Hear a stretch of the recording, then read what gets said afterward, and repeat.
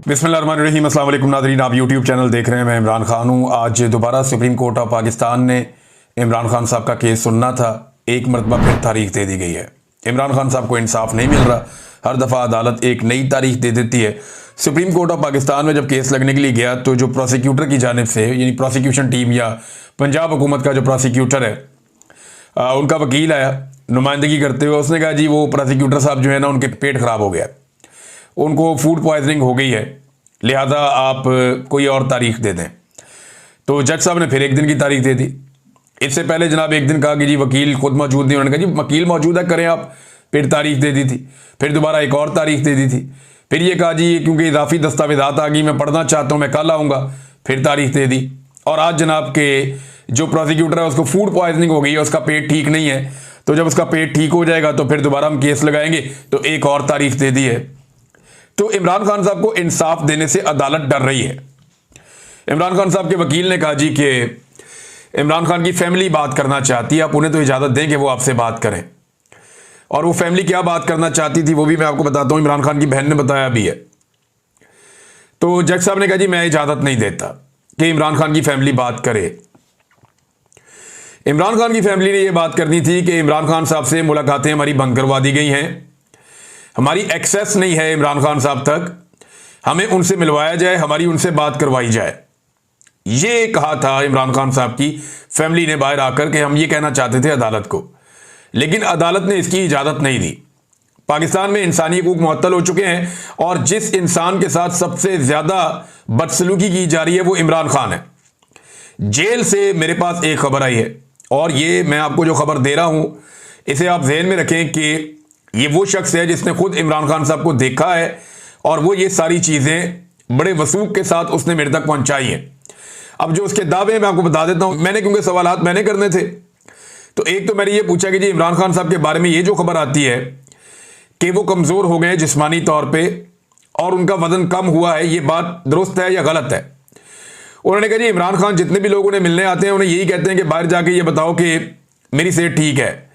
यानी वो उन्होंने अपने दिमाग में ये बात बिठा ली है कि मैंने अस्पताल नहीं जाना। उन्होंने अपने दिमाग में ये बात बिठा ली है कि मैंने नवाज शरीफ और जरदारी की तरह कमज़ोर ना होना है ना दिखना है।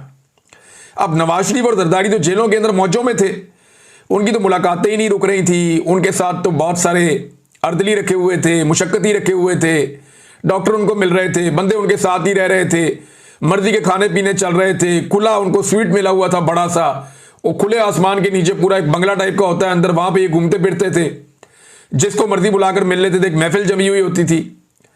अब उस जेल में और इस जेल में फर्क है, लेकिन खान साहब ने ये जिद पकड़ी हुई है। उस बंदे ने मुझे ये कंफर्म किया कि इमरान खान साहब का वजन भी कम है और इमरान खान साहब का जिस्म भी कमजोर है, वो पहले की तरह नहीं है और ये गुज़िश्ता चंद दिनों में ज्यादा हुआ है।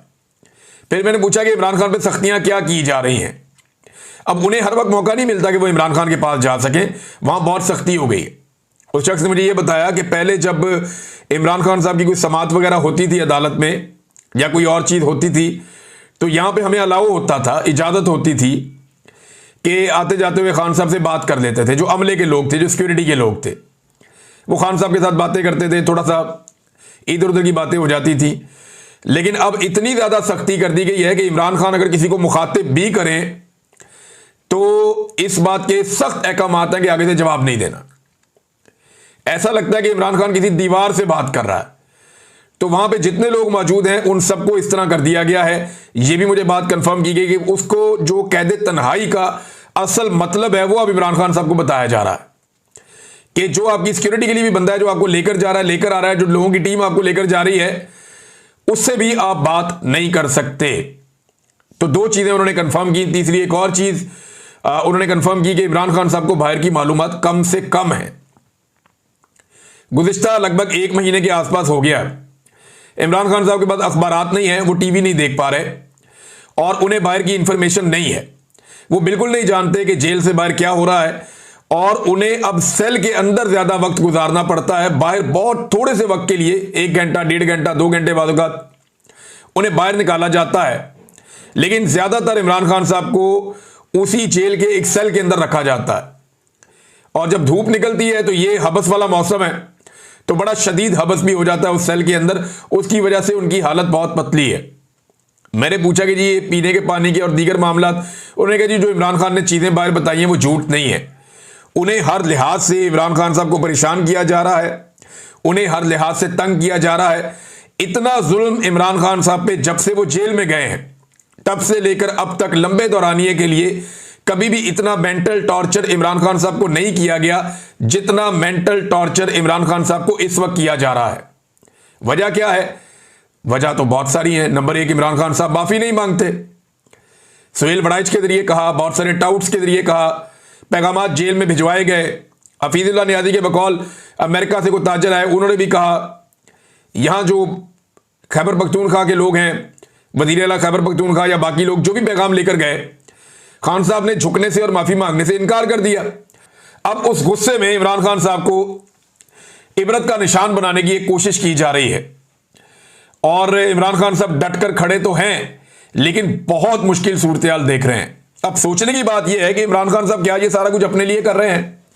क्या कोई आदमी इतनी सारी तकलीफ अपने लिए बर्दाश्त कर सकता है जबकि उसके पास ये ऑप्शन हो कि वो जब चाहे मुल्क से बाहर चला जाए, जब चाहे जेल से बाहर आ जाए, जब चाहे चीजें उसके लिए नॉर्मलाइज हो जाएं, सिर्फ हल्का सा उसने सर नीचे झुकाना है और बाहर आ जाना है।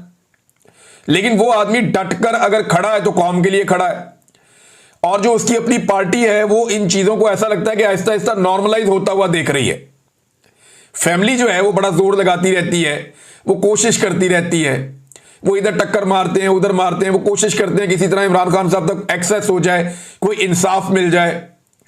जबकि जो पार्टी के लोग हैं उनके अंदर तो बिल्कुल वो एक अलग तरह का है। तो इमरान खान साहब की सेहत के हवाले से मैं आपको ये बताऊं कि वो बीमार तो नहीं है, वो खुद कहते हैं कि मैं ठीक हूं, लेकिन उनका वजन भी कम हुआ है और उनको शदीद मेंटल टॉर्चर इमरान खान साहब को किया जा रहा है कि वहां पे जहां चंद मिनट गुजारना मुश्किल है वहां पे इमरान खान साहब को 22-22 घंटे अंदर रखा जाता है और उन्हें पढ़ने के लिए कोई किताब भी नहीं दी जाती कि जिसे पढ़ के वो अपना वक्त पास कर लें। तो ये इमरान खान के साथ किया जा रहा है और ये कर कौन रहा है? मिलिट्री एस्टेब्लिशमेंट कर रही है। मेरा चैलेंज है पाकिस्तान का कोई एक जर्नैल, एक जर्नैल एक भी ऐसी जेल काट के दिखाए। परवेज मुशर्रफ को मौका मिला था जेल काटने का तो वो अदालत जाते जाते रास्ते से अस्पताल पहुंच गया था, याद होगा आप सारों को। तो कोई भी जर्नैल जेल नहीं काटता, कोई भी जर्नैल जेल काट नहीं सकता। जनरल फैद हमीद को बज़ाहिर दुनिया को दिखाने के लिए पकड़ा हुआ है, लेकिन जो खबरें आ रही हैं उसके मुताबिक वो एक बेहतरीन मैस के अंदर जिंदगी गुजार रहा है। उसके खानदान वालों से मुलाकातें भी करवाते हैं। यानी अपना जर्नैल पकड़ा हुआ तो कहते शानदार तरीके से रखा हुआ है, शाहाना अंदाज में रखा हुआ है।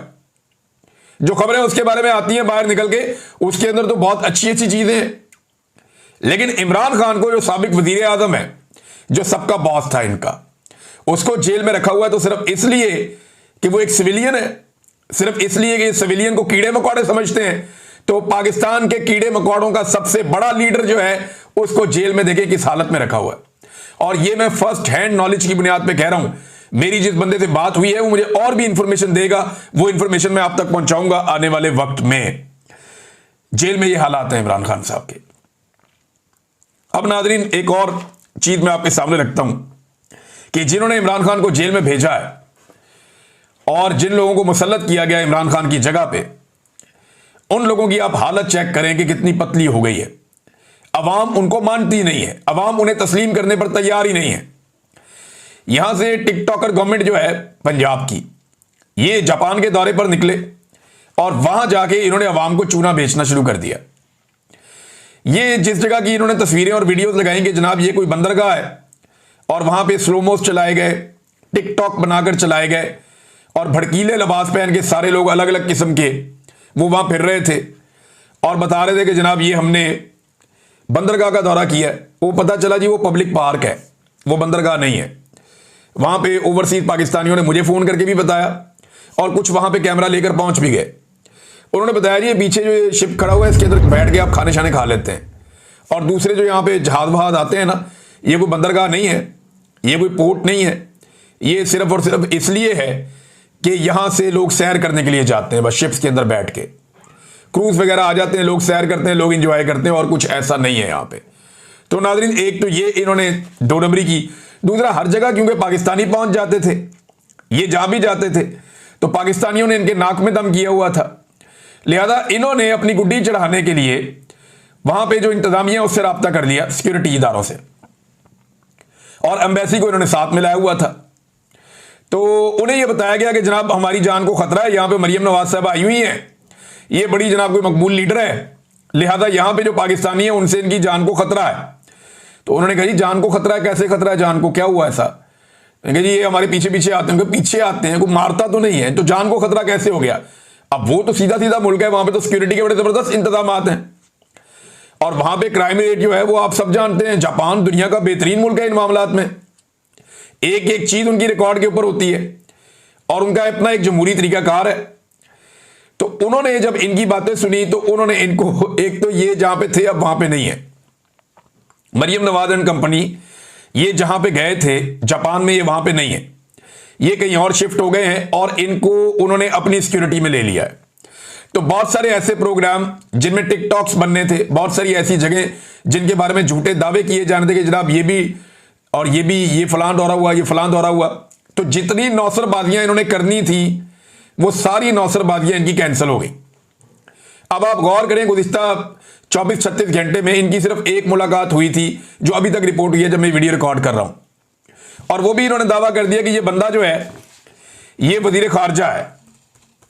ये नून लीग ने दावा कर दिया अपने अकाउंट से बार बार लिख के कि जनाब ये वजीर खारजा है, और वजीर खारजा है ये जनाब उसका जापान का। तो फौरी तौर पे गूगल करके हम लोगों ने भी देखा, बाकी लोगों ने भी देखा, तो पता चला कि वजीर खारजा तो किसी और शक्ल का आदमी है, और वो तो बंदा ही कोई और है। तो ये किस बंदे को मिल रही है? तो जब तहकीकात की तो पता चला कि मरियम नवाज के साथ जो बंदा खड़ा है ये जापान के parliamentary vice minister for foreign affairs है। अब आप अंदाजा करें, ये vice minister for foreign affairs, minister तो कोई और है। और आपको इंटरेस्टिंग बात बताता हूं कि जापान में सिस्टम काम करता है, वजीर काम नहीं करते। वजीर मौजूद रहते हैं अहम फैसलों के लिए, और कैबिनेट भी मौजूद रहती है, लेकिन वहां पे सिस्टम इतना अच्छा काम करता है कि कोई भी आम आदमी जाके किसी मिनिस्टर को मिलना चाहे तो वहां पे थोड़ी सी कोशिश से मिल सकता है। तो वहां मिनिस्टर से मिलना, पार्लियामेंटेरियन से मिलना, इन लोगों से मुलाकातें करना कोई मुश्किल नहीं है जापान के अंदर। उनके सिस्टम में जो हुकूमत के लोग हैं वो अवेलेबल होते हैं, उनसे आप मिल सकते हैं। लेकिन मरियम नवाज से वजीर खारजा नहीं मिला, और उनका एक जूनियर मिला। अच्छा, और मिलने का मकसद मैं आपको बताता हूं। इन्होंने, पाकिस्तान ने जब रब्ता किया एम्बेसी ने कि जी मिलना चाहते हैं, तो उन्होंने कहा जी किस वजह से मिलना चाहते हैं? तो इन्होंने उन्हें यह बताया कि हम शुक्रिया अदा करना चाहते हैं जापान जो माली इमदाद करता है पाकिस्तान की, यानी जापान ने जो पाकिस्तान की माली इमदाद की है, जो भीख